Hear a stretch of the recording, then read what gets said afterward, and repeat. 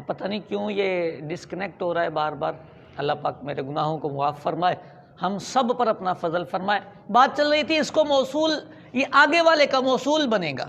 تو جب یہ موصول بنے گا اب ہمیں آگے کی طرف چلنا ہے. آگے چلتے ہیں. آگے ابدع اکرما فعل ہے. جو ثانیہ کے طلبہ ہوتے ہیں وہ بآسانی اسے پہچان لیتے ہیں. جناب والا یہ فعل ہے. ٹھیک ہو گئی. فعل آ گیا. آگے الافلاک والارضین, صرف اتنا سا پہچان کرنی ہوتی ہے کہ یہ فاعل بنے گا یا مفعول. تو اس کا اگر ترجمہ آتا ہوگا تو اس کا فاعل مفعول پہچاننا آسان ہوگا. ابدع کا معنی ہے اس نے پیدا کیا. اس کا معنی ہے اس نے پیدا کیا. اب دیکھنا ہے افلاک نے پیدا کیا ہے یا کسی نے افلاک کو پیدا کیا. بس اتنا سا تھوڑا سا توجہ کریں. افلاک کو پیدا کیا ہے یا افلاک نے پیدا کیا ہے, تو آپ کو افلاک کی عبارت کلیئر ہو جائے گی. تو آپ کہیں گے افلاک کو پیدا کیا ہے, اٹ مین یہ فاعل نہیں ہے. لیکن اب ہم اس کو فاعل یا مفعول بنانے سے پہلے تھوڑا سا آگے کی طرف چلتے ہیں. یہ درمیان میں ہے واو عاطفہ. عاطفہ کا مطلب ہوتا ہے اس کے پیچھے والا معطوف علیہ بنے گا اور آگے والا معطوف بنے گا. معطوف اور معطوف علیہ ملیں گے تو یہ ابدع کا مفعول. اب یہ دیکھیں, یہ یہاں سے ہم ریورس چلنا شروع ہو گئے ہیں. اس کو جوڑا, جوڑنے کے بعد یہ اس کا مفعول, فعل اور مفعول مل گیا. یہ ہماری بنیادی بات ہے. ہر طالب العلم کو یہ سبق یاد ہوتا ہے کہ فعل فاعل کے بغیر نہیں ہوتا. یعنی ایسا ناممکن ہے کہ فعل آئے اور فاعل نہ آئے. سمجھ آ رہی بات؟ تو فاعل ہونا چاہیے. اب فاعل کیا ہوتا ہے؟ فاعل اس کے اندر ضمیر مستتر ہوگی. ہوا ضمیر اس کا فاعل بنے گی. لیں جی, فعل فاعل اور مفعول تینوں ملے, فارمولا کمپلیٹ ہوا, آپ کا جملہ فعلیہ تیار. اب جب یہ فعلیہ تیار ہوا تو فعلیہ تیار کرنے کے بعد میں نے اس کے پیچھے دیکھا تو میرے پاس موصول موجود تھا. میں نے اس کو صلہ بنا دیا. یہ موصول اور صلہ دونوں کو میں نے جوڑا تو اس کے پیچھے میرے پاس موصوف تیار تھا. میں نے اس کو صفت بنا دی. دیکھیں میں کچھ نہیں کر رہا, سوچ بھی نہیں رہا, میں صرف دیکھ رہا ہوں. آپ کو بھی دیکھنا ہوتا ہے. میں نے صرف اس کو جوڑا اور اس کے پیچھے دیکھا. میں نے اب سوچا نہیں. سوچنا پہلی لائن میں تھا جو بھی میں نے سوچنا تھا. اب تو میں صرف پیچھے کی طرف دیکھتے دیکھتے اس کو جوڑتا چلا جا رہا ہوں. اب دیکھیں یہ موصوف اور صفت مرکب توصیفی نیچے چلا گیا ہے. میں کرتا ہوں 1 منٹ. یہ مرکب توصیفی, 1 منٹ.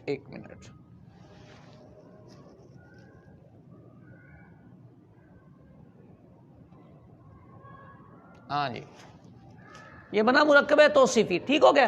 اب مرکب توصیفی کے پیچھے اب میں کچھ نہیں سوچ رہا. میں نے صرف دیکھا جار ہے اور یہ مجرور ہے. اب یہ جار مجرور. اب میرے پاس جو بات بچی ہے فائنلی مبتدا پلس جار مجرور. تو میں جار مجرور کو ظرف مستقر کر کے خبر بنا دوں گا. مبتدا اور خبر ملیں گے تو جملہ اسمیہ.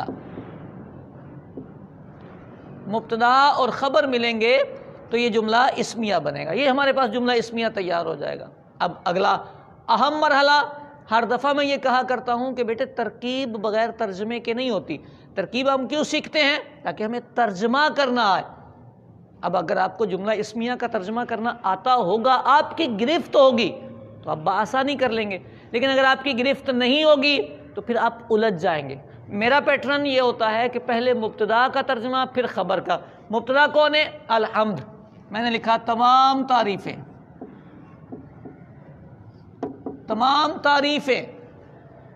مبتدا کا ترجمہ کر دیا میں نے. اب خبر پہ آیا. میں خبر کو میں نے دیکھا تو یہاں سے لے کر یہاں تک پوری خبر ہے. اب کیا طریقہ ہے اس کا؟ طریقہ یہ ہے کہ خبر کو آپ مرکبات دیکھیں کون کون سے ہیں. جو مرکب سے پہلے آپ کا کلوز ہوا ہے اس کا ترجمہ کرنے. مرکبات کلوز کرنے چلے تو ہمیں پتہ چلا پہلے یہ موصول صلہ ملے ہیں. یعنی یہ جملہ فعلیہ بن کے موصول صلہ. تو یہ جو صلہ ہے اصول یہ ہوتا ہے کہ صلے کو ترجمے سے الگ کر دیں. صلہ الگ ہو چکا, اب اس کا مجھے ابھی ترجمہ نہیں کرنا. ابھی کس کا کرنا ہے؟ یہ والے مرکب کا, مرکب توصیفی کا.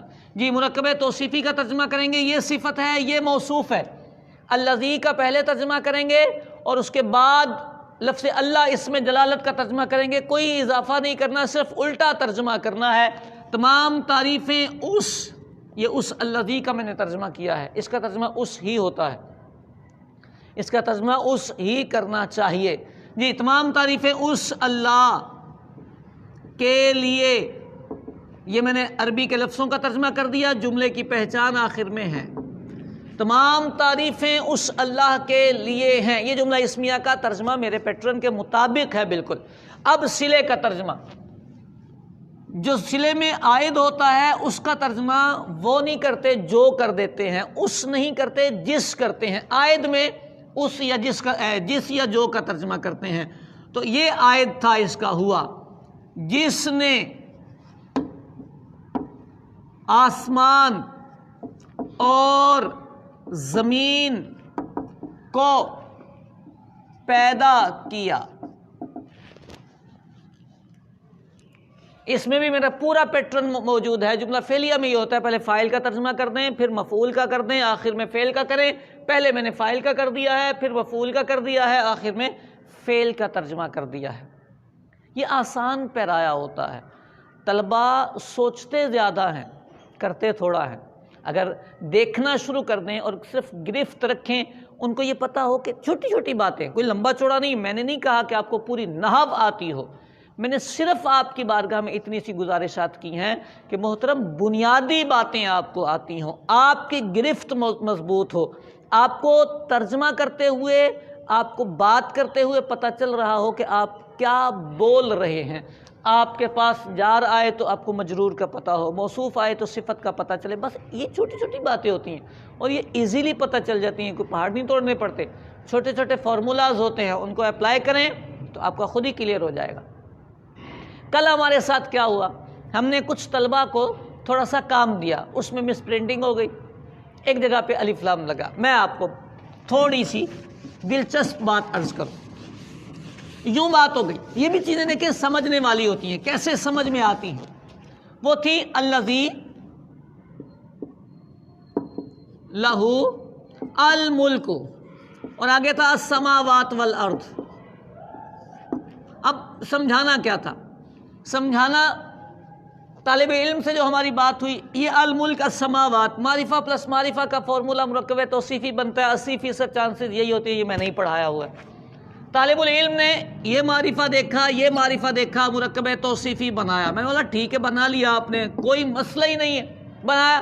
اب آپ اس کا ترجمہ بھی کریں گے۔ جب وہ ترجمہ کرنے لگا تو اس نے کہا آسمانوں کی بادشاہی۔ میں نے کہا بیٹا یہ کی آیا ہے تو اس کا مطلب یہ مرکب اضافی ہے۔ کہنے لگا جی یہ ادھر سے تو مرکب اضافی لگتا ہے، تو میں نے کہا آپ نے مرکب توصیفی بنایا ہے۔ کہنے لگا دونوں معرفہ ہیں۔ میں نے کہا دونوں میں سے ایک چیز کو سیٹ کریں، یا ادھر توصیفی والا ترجمہ لانے کی کوشش کریں یا ادھر سے دیکھیں کہ کوئی خرابی تو نہیں۔ دیکھیں یہ چیک اینڈ بیلنس ہوتا ہے، خود جج ہوتا ہے، کتاب پڑھتے پڑھتے پتہ چلتا ہے یہاں کسی نے غلطی کی ہے، یہ کمپوزنگ کی غلطی آ گئی ہے، یہ ایسے پتہ چلتا ہے۔ آپ کو اگر یہ ترجمہ ٹھیک ہے تو یہاں عبارت میں غلطی ہوئی ہے، اور اگر آپ کی یہ عبارت ٹھیک ہے تو ترجمہ درست ہونا چاہیے۔ سمجھ آ رہی بات؟ اگر عبارت میں غلطی ہے تو ترجمہ درست ہے، عبارت درست کیجئے، اور اگر ترجمہ خراب ہوا ہے اور عبارت ٹھیک ہے تو پھر ترجمہ درست کیجئے۔ جو بھی کرنا ہو اس کو فائنل کرنا ہوتا ہے، یہ چیک اینڈ بیلنس کا طریقہ ہوتا ہے۔ آپ چیک کریں گے اور اپنی گرفت مضبوط رکھیں گے تو آپ کے لیے دلچسپی کا سامان ہوگا۔ ترکیب پریشان ہونے کے لیے نہیں ہوتی، ترکیب کھیلنے کے لیے ہوتی ہے۔ سو کھیلیے، انجوائے کیجئے، اپنی پریکٹس مضبوط کیجئے، جتنی پریکٹس کریں گے اتنی آپ کو ترکیبیں